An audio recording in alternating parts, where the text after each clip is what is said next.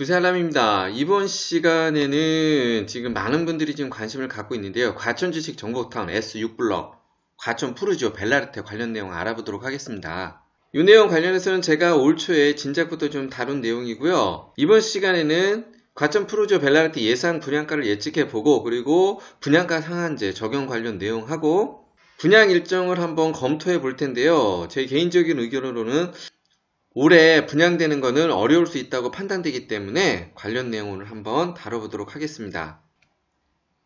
과천 푸르지오 벨라르테 지식정보타운 S6블럭이죠. 위치는 이쪽이고요. 요거는 제가 진작에 내용을 다룬 거니까 다룬 내용은 간단하게 좀 넘어가도록 하겠습니다. 공급개요 보겠습니다. 공급 위치는 과천 지식정보타운 S6블럭 이쪽이고요. 공급 규모는 총 5개 동, 지하 3층, 지상 29층으로 건립될 예정에 있습니다. 공급 면적별 공급 세대를 살펴보면 74A타입 36가구, 74B타입 19가구, 84A타입 264가구 제일 많이 나옵니다. 84B타입 50가구, 99A타입 108가구, 99B타입 27가구가 공급될 예정에 있습니다. 푸르지오 벨라르테 공급 세대하고 그 예상 분양가를 한번 살펴보면은 제가 올 초에 올려드릴 때 예상 분양가를 한 2,600 정도를 말씀을 드렸었고요. 특별 공급하고 일반 분양 공급 세대수 관련해서 각 공급 타입별 예상되는 공급 세대수를 제가 올려드렸었고요. 이 관련된 내용은 제가 이미 다뤄드렸고요. 1순위 조건하고 일반 공급, 특별 공급 관련된 내용도 같이 함께 다뤄드렸습니다. 참고로 이렇게 신혼부부 특별공급, 다자녀, 노부모 부양, 기간 추천, 일반 분양 이 공급 가구 수는 아직 공개된 건 아닙니다. 제가 개인적으로 예상되는 공급 가구 수를 분석해서 이렇게 올려드린 거고요. 향후에 입주자 모집 공고가 나올 경우에 거의 동일하게 공급되리라고 봅니다. 또한 입주자 모집 공고가 나오게 되면은 1순위 조건이라든가 당첨자 선정 방식, 공급 방식 등 거의 동일하게 나올 거고요. 이 내용 관심 있는 분들 이 내용 좀 참고하시면은 입주자 모집 공고 전에 준비하시는데 좀 많은 도움이 되리라 봅니다. 제가 올 초에 이 당시에 이렇게 2,600만 원으로 분양가를 잡은 거는 이때는 언론부터 해서 이런 분양가가 좀 대세였습니다. 그래서 제가 분양가는 이렇게 잡았지만은 이거는 지금 실제로 고분양가다. 그리고 로또 분양은 절대 될 수 없다. 그런 내용으로 제가 여기 한번 다룬 내용이 있습니다. 공공택지 특성상 이렇게 2,600만원 선으로 분양이 되면은 상당히 고분양가고 이거는 좀 형평성에 맞지 않다. 그런 내용을 제가 계속해서 좀 강조를 해드렸고요. 분양가가 너무 높게 잡혔고 분양가를 내려야 된다는 그런 내용이 좀 핵심이라고 보시면 됩니다. 오늘 처음 오신 분들은 이 내용도 한번 참고해서 보시면은 좀 참고가 되리라 봅니다. 계속해서 푸르지오 벨라르테 지금까지 어떤 식으로 좀 진행이 됐는지 내용을 좀 살펴보도록 하겠습니다. 원래 푸르지오 벨라르테 같은 경우는 8월 중순 정도에 이제 분양될 예정이 있었습니다. 2019년 7월에 분양가 심의회가 열렸고요. 대우 컨소시엄에서는 평당 2,600만원 정도를 요구했다는 얘기도 있고 제가 알아본 바로는 한 2,508만원 정도를 요구한 거로 좀 알고 있습니다. 그런데 이렇게 요구가 들어왔을 때 분양가 심의회가 열렸고 그래서 과천 전역 주택 매매 가격이나 기본형 건축비 요 기본형 건축비는 분양가 상한제 적용 지역에 밀접한 관계가 있기 때문에 제가 이 뒷부분에서 간단하게 좀 한번 다뤄보도록 하겠습니다. 그런데 지금 이렇게 결정이 되니까 대우 컨소시엄은 손실이 불가피하다고 하면서 분양 일정을 중단하게 됩니다. 그리고 동시에 임대유 분양과 함께 재심 신청 가능성을 비추게 됩니다. 이 내용에 대해서 과천시 입장은 대유 측이 지금 이제 요구하는 분양가 상한제, 그러니까 재심의하고 임대주택으로 전환 요구하는 건 당초에 적정 분양가로 양질의 아파트를 공급하겠다는 사업 취지하고 좀 어긋나기 때문에 적절하지 않다는 입장을 표명을 하고요. 대우 컨소시엄에서 왜 임대유 분양을 얘기를 하게 됐냐면은 8년 임대 후에 이제 분양을 하게 되면은 분양가 상한제를 적용받지 않게 됩니다. 그래서 요 내용이 좀 나오게 됐는데 제 개인적으로는 요렇게 갈 가능성은 거의 희박하다 이렇게 보고 있습니다.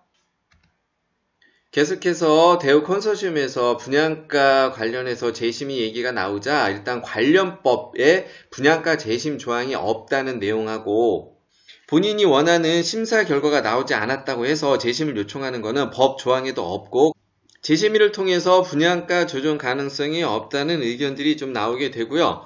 그러던 와중에 2019년 9월 국토교통부에서 기본형 건축비를 한 1% 정도 올리게 됩니다.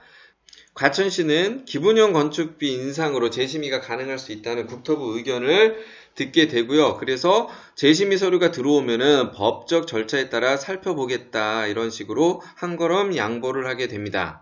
법적 절차에 따라 살펴본다는 내용은 여기 얘기했듯이 아직 그런 관련 조항이 없기 때문에 이제 조례를 개정한다든가 아마 그런 과정이 있어야 될 듯 하고요. 법률 조항까지 검토하게 하는 시공사의 이런 엄청난 로비력이라고 해야 될까요? 다소 씁쓸한 생각이 드는 한 대목이기도 한 부분입니다.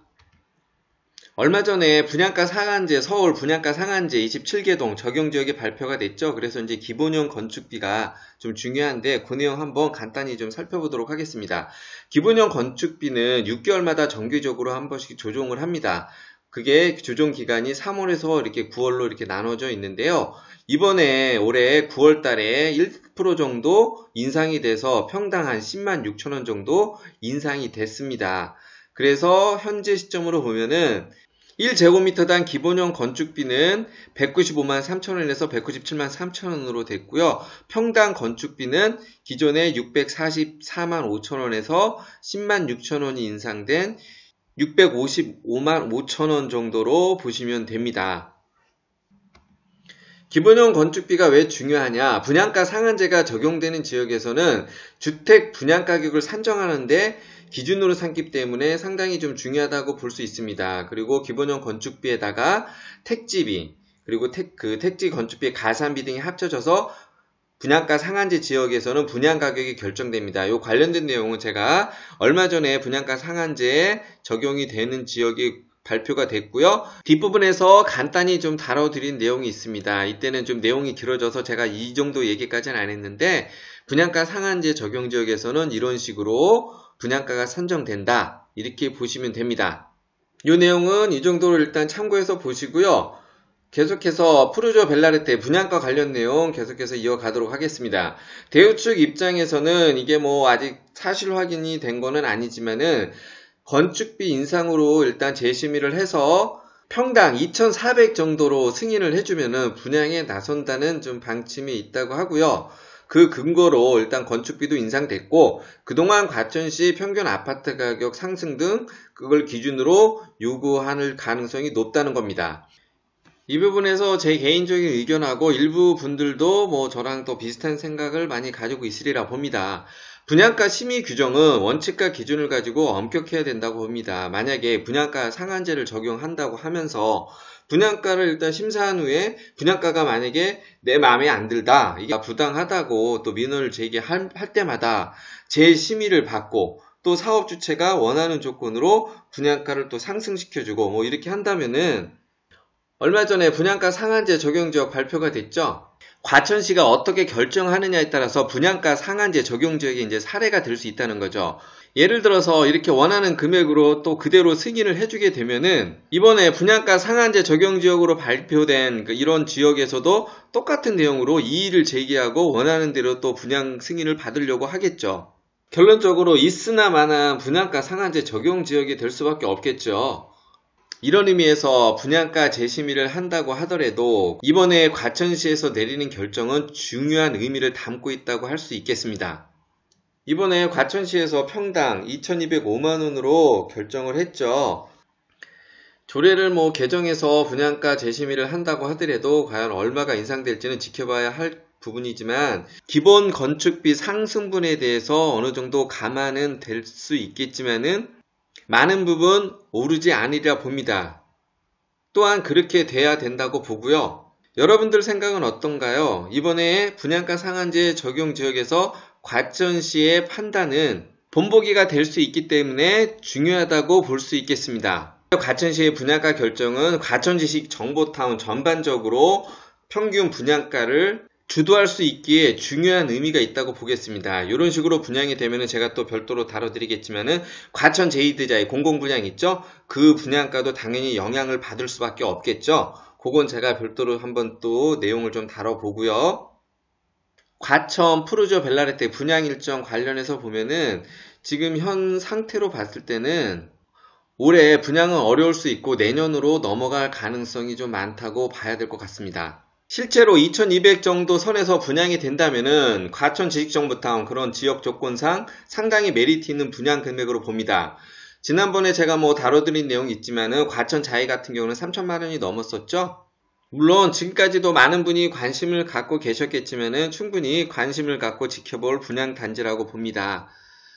푸르지오 벨라레테 관련해서 제가 진작에 영상 앞서서 말씀드렸지만 다뤄드렸죠. 이렇게 공급 가구수랑 1순위 조건, 공급 방식이라든가 우선 공급, 당첨자 선정 방법 관련해서 일반 공급, 특별 공급 관련된 내용 제가 여기다 다뤄놨습니다. 입주자 모집 공고가 나오더라도 제가 말씀드린 선정 방법은 거의 동일할 거고요. 공급 가구수 같은 경우는 여기서 한두 가구 정도 차이가 날 거라고 보고 어쩌면은 좀 동일하게 이렇게 나올 가능성이 높기 때문에 제가 다뤄드린 내용 참고하시면은 분양 준비하시는데 좀 많은 도움이 되리라 보고요. 그리고 신혼부부 특별공급, 다자녀 가구 특별공급, 과천정보 지식타운 관련된 내용들 제가 또 다뤄놨으니까 관심 있는 분들은 또 같이 한번 보시면 될 것 같습니다. 요거는 저 분야 전반적인 과천 지식정보타운 분양 일정에 관한 내용이고요. 그리고 제일 또 관심 많죠? 과천 제이드자이 S9블럭입니다. 요거 관련된 내용 제가 또 별도 영상 달아놨고요. 제가 앞서서 말씀드렸듯이 이 내용도 분양 일정, 분양가 관련해서 한번 좀 다뤄보도록 하겠습니다. 덧붙여서 과천 지식정보타운 신혼부부들 좀 관심 있게 볼 부분이 있습니다. 신혼희망타운 지금 시동이 걸렸습니다. 지금 S3블럭하고 S7블럭에서 지금 공급 예정에 있는데 조만간 설계 시공사가 선정될 좀 예정이 있고요. 지금 현대건설, 한화건설, 계룡건설 등에서 지금 관심을 보이고 있다고 합니다. 요거 관련된 내용도 제가 여기 별도 영상 좀 다루는 게 있습니다. 요 내용 또 참고하시면은 좀 도움이 되리라 보고요. 요 관련된 내용들은 부세알람 채널로 오셔서 검색을 하시면은 해당 내용들 다 확인하실 수 있습니다. 계속해서 북일의 호반 서밋 같은 경우도 지금 분양가 때문에 지금 또 난항을 겪고 있는데요. 그 관련된 내용도 제가 별도로 한번 좀 다뤄보도록 하겠습니다. 마지막으로 이번에 과천시의 현명한 판단과 결정을 기대해 봅니다. 이번 시간 참고나 도움이 되셨다면 구독 추천 부탁드리고요. 부세알람의 10분 청약 이야기였습니다.